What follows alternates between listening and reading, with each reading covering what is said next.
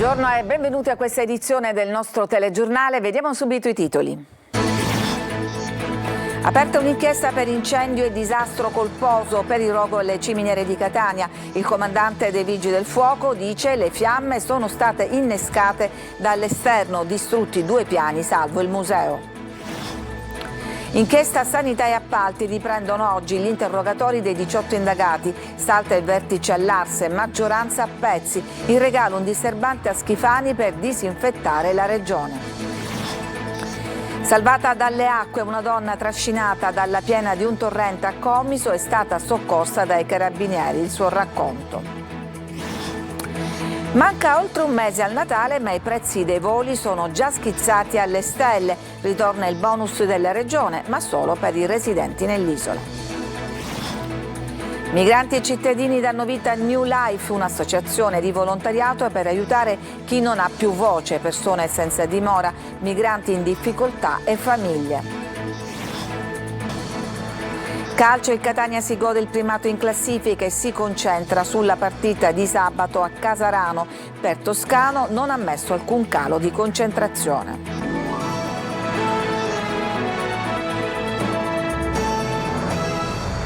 E allora ancora in apertura il devastante rogo alle ciminiere di Catania. Per la Procura di Catania ha aperto un'inchiesta per incendio e disastro colposo. La buona notizia è che le fiamme non hanno interessato i musei e le aree fieristiche. Orazio Longo. Uno scheletro devastato dal fuoco è quello che rimane dopo l'incendio che ha colpito il piano superiore del teatro del centro fieristico Le Ciminiere di Catania. Tutto in pochi minuti e questa colonna di fumo a squarciare il cielo, all'imbrunire. È stato un incendio che è partito dall'esterno del teatro, quindi un cosiddetto incendio di facciata, che si è propagato lungo questo involucro ligneo che avvolgeva interamente il teatro e ha aggredito in maniera molto significativa la cupola che, essendo interamente in materiale legnoso, a un certo punto ovviamente non ha retto, non essendo cemento armato, ed è collassato. Nessun ferito, ma si vuole capire la dinamica e le cause. La Procura di Catania ha aperto un'inchiesta per incendio e disastro colposo. Il sindaco di Catania, Enrico Trantino, dai social invita la città a non demoralizzarsi. Catania ha reagito a ben più tragiche calamità, ha scritto. Adesso è il momento di mostrare la nostra attitudine alla resilienza per ricostruire non solo un simbolo, ma un importante centro convegnistico. Solidarietà espressa dall'arcivescovo Luigi Renna, che si augura che presto il centro possa riprendere la sua attività. Sul disastro è intervenuto anche il deputato Manlio Messina, che parla di colpo al cuore per un luogo simbolo di Catania. È il nostro dovere garantire che questo luogo torni presto a vivere e ad accogliere cittadini e turisti, ha detto. E veniamo adesso all'inchiesta appalti e sanità. Continuano gli interrogatori. Oggi sarà sentito il deputato Saverio Romano. Sentiamo Emanuela Corsi. Nuovo giorno, nuovo giro di interrogatori preventivi nell'inchiesta sugli appalti della sanità. Tra i nomi spicca quello dell'ex ministro e deputato nazionale Saverio Romano. Domani quello più atteso all'ex governatore siciliano Totò Cuffaro, assieme ad Antonio Abbonato, Carmelo Pace e Vito Raso. Per tutti pende la richiesta di arresto su cui il GIP si pronuncerà nei prossimi giorni. Intanto PM e GIP lavorano sulle carte, calando nel contesto dell'inchiesta le timide ammissioni che sarebbero state fatte dalla presidente della commissione di assegnazione della gara da 17 milioni dell'ASP di Siracusa, Giuseppa Di Mauro, che avrebbe confermato che il rinvio dell'aggiudicazione era avvenuto su pressione dell'allora direttore generale dell'ASP, Alessandro Maria Caltagirone, e che i punteggi delle ditte partecipanti erano stati modificati. Accuse respinte da Ferdinando Aiello, consulente che avrebbe mediato tra l'impresa e l'azienda sanitaria. Oggi si passerà al concorso per 15 stabilizzazioni all'ospedale Villa Sofia, partendo dall'interrogatorio dell'ex manager dell'ospedale Roberto Coletti e continuando con Antonio Iacono, e infine alla presunta tangente al consorzio di bonifica della Sicilia occidentale, con gli interrogatori del direttore generale Giovanni Giuseppe Tomasino e di Alessandro Vetro. Salta il vertice all'Ars della maggioranza, gli autonomisti di Raffaele Lombardo si defilano e poi Schifani ha ricevuto un regalo particolare. Marco Gullà. Nessun vertice di maggioranza, tutto rinviato a data da destinarsi, formalmente per il forfait già annunciato dagli autonomisti di Raffaele Lombardo, che hanno fatto sapere che non avrebbero partecipato, ma in realtà c'è da ridefinire la maggioranza dopo l'estromissione dal governo dei Cuffariani. Una situazione in divenire. Il governatore Renato Schifani ha intanto incontrato i deputati del gruppo della DC. I parlamentari hanno ribadito pieno e convinto sostegno all'attività del governo all'Ars, la totale lealtà e la presenza costante a supporto del percorso politico e legislativo intrapreso dal presidente Schifani, rinnovando piena fiducia nel suo operato. Acque però che restano agitate. Il leader di Sud Chiama Nord, Cateno De Luca, ha tenuto una conferenza stampa in cui ha voluto provocatoriamente mandare un messaggio al governatore. Il diserbante con quello che è lo strumento che è utilizzato in agricoltura e non solo per disinfettare, che comunemente viene detta pompa, perché bisogna liberare il sistema da incrostazioni che ormai sono denominate lobbizzazione dei servizi pubblici essenziali. De Luca sottolinea: le dimissioni di Schifani a che cosa servono, a chi sono utili, non servono. Schifani è stato eletto dai siciliani. E Schifani ha il dovere, il diritto e l'obbligo, mi permetto di dire, di governare ed amministrare questa terra, ma di farlo con buonsenso e soprattutto cambiando quelli che sono gli elementi strutturali e patologici di questa terra. La Commissione regionale antimafia smentisce di aver chiesto la revoca della concessione demaniale alla società italo-belga che gestisce la spiaggia di Mondello. È finita travolta dalle polemiche. Manlio Viola.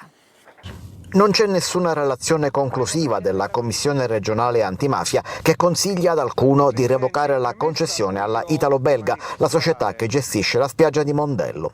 La smentita alle notizie circolate in queste ore arriva direttamente dalla medesima Commissione regionale antimafia, che si sta occupando sì della vicenda, ma non è giunta ad alcuna conclusione finale.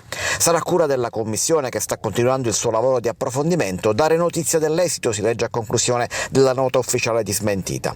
Anche la regione siciliana, indicata come omissiva nella fase dei controlli, non ci sta e precisa: non abbiamo alcun timore reverenziale nei confronti della società italo-belga, dice l'assessore Giussi Savarino. Se dovessero emergere irregolarità siamo pronti ad assumere i provvedimenti necessari, ma attendiamo comunque l'esito degli approfondimenti istruttori da noi richiesti alla prefettura di Palermo, conclude. Intanto la vicenda sbarca anche alla Commissione nazionale antimafia, che invece ha convocato Ismaele Lavardera, il deputato che ha lanciato la crociata contro la italo-belga, per essere ascoltato. La Commissione ascolterà anche la stessa società e chiederà tutti gli incartamenti relativi alla concessione demaniale sia alla Regione che alla Prefettura. A Comiso un temporale improvviso nei giorni scorsi ha provocato la piena del torrente. Una donna è stata trascinata dalla fossa delle acque, ma poi è stata salvata grazie all'intervento dei carabinieri. Il suo racconto con Veronica Barbarino. Era una strada che percorreva ogni giorno, ma stavolta, per la signora Tina, quel breve tragitto si è trasformato in un incubo. Ci troviamo a Comiso, dove la 64enne, a causa del forte temporale di venerdì scorso, è stata sorpresa dalla piena improvvisa del torrente Cucca, che ha trasformato via Duca d'Aosta in un fiume in piena. Io parcheggio di solito sempre qua, però stavolta non c'era posto e ho messo la macchina lì, dove è questa rossa. Avevo l'ombrello, si buono mi appoggio e così mi trattengo. Nella macchina sono arrivata, nella ruota.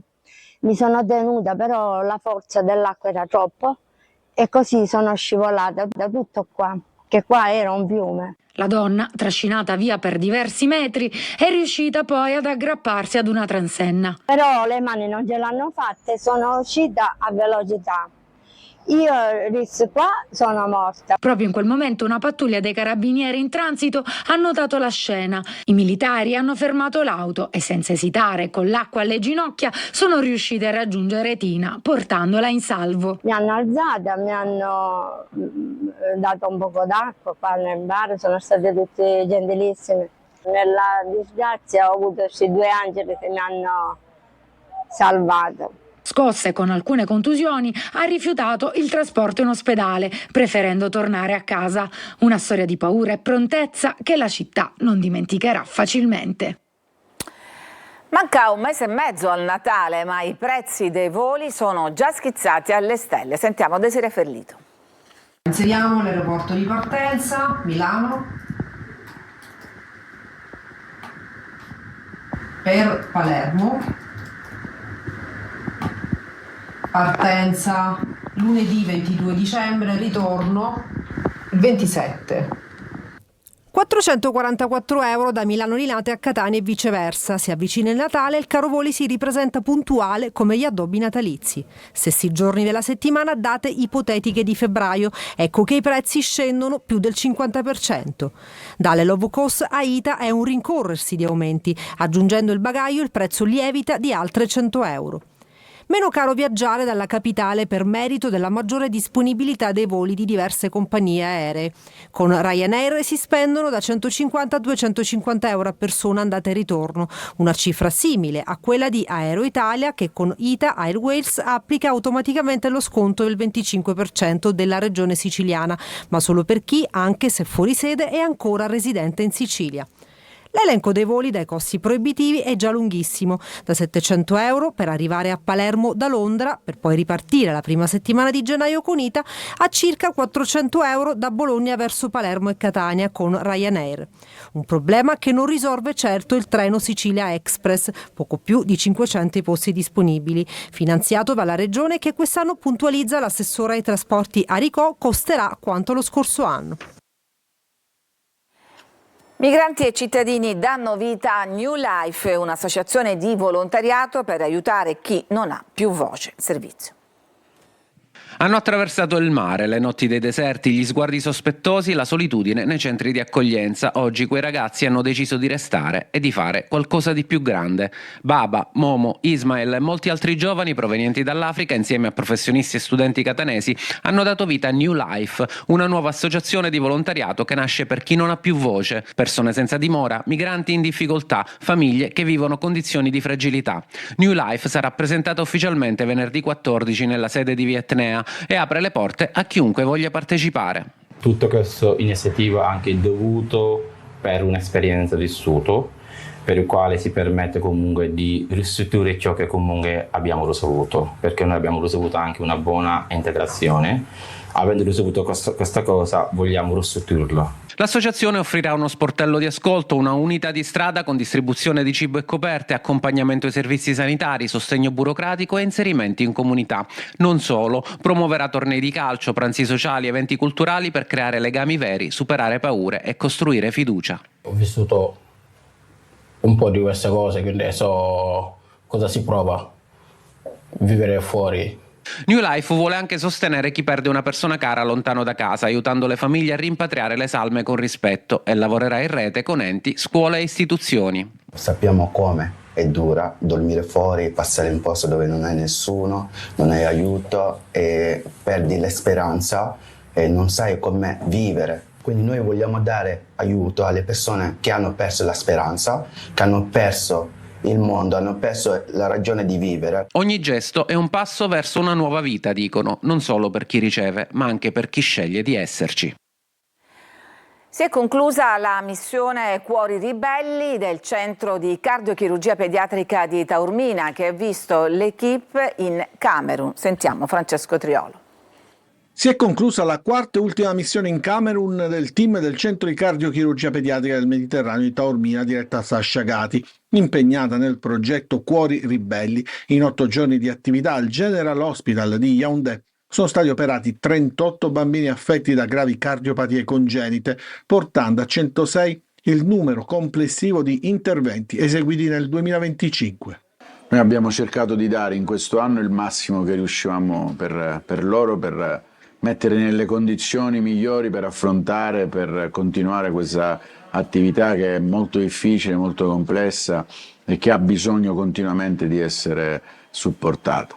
Per noi sicuramente è stato un grande impegno, non una grande fatica, ma sicuramente il risultato ti soddisfa e ti dà la grande voglia di continuare e di portare avanti un progetto al quale siamo fortemente legati.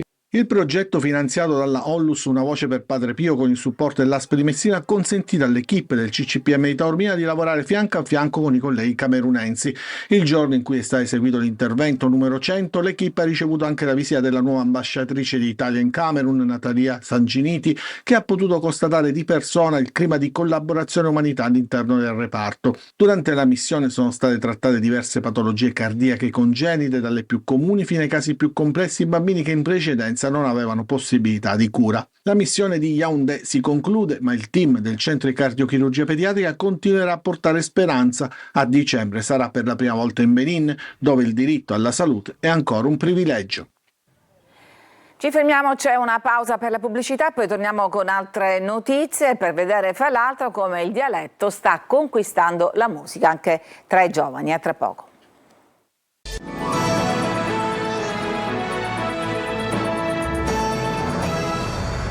Dialetto, musica e identità. Oggi le lingue dialettali non chiedono più spazio o riscatto, ma se lo prendono con la forza, anche grazie alla musica. Eva...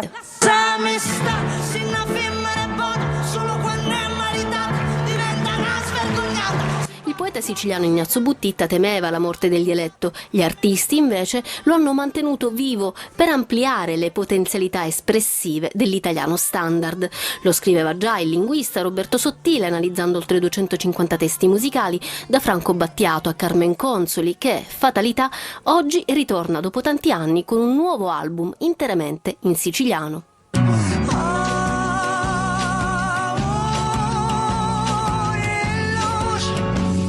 Rosalia, una delle voci più innovative e influenti del pop mondiale, nel suo nuovo album inserisce un brano in dialetto siciliano, Focuranni, omaggio diretto a Santa Rosalia. E poi c'è Idda Valeria Romeo, giovanissima cantante catanese, che riscopre gli antichi canti dei mestieri siciliani. Cinema e impegno civile si incontrano ad Agrigento. Al Concordia si è aperta la 47esima edizione dell'Efebo d'Oro Film Festival, che quest'anno guarda ai conflitti del presente. Sentiamo Davide Sardo. Al Cinema Concordia di Agrigento si è alzato il sipario sulla 47esima edizione dell'Efebo d'Oro Film Festival, inaugurata dal Focus Film Palestine, che richiama con forza l'attenzione sul dramma di Gaza e sul potere del cinema di raccontare l'umanità dietro il conflitto. Protagonisti i registi Stefano Savona e Sefide Farsi. Il primo con Piombo Fuso, documentario girato nella striscia di Gaza. La seconda in collegamento da New York con Metti la tua anima nella tua mano e cammina, dedicato alla fotoreporter Fatima Assona, uccisa in un raid israeliano. In dialogo con loro la scrittrice Evelina Sant'Angelo per un confronto intenso su cinema, verità e memoria. In occasione di Agrigento, Capitale della Cultura 2025, l'Efebo proseguirà al Concordia fino al 15 novembre e poi a Palermo dal 26 al 30 novembre. Ci fermiamo, c'è ancora una pausa e poi torniamo con la pagina sportiva e con il Catania che si gode il primato in classifica.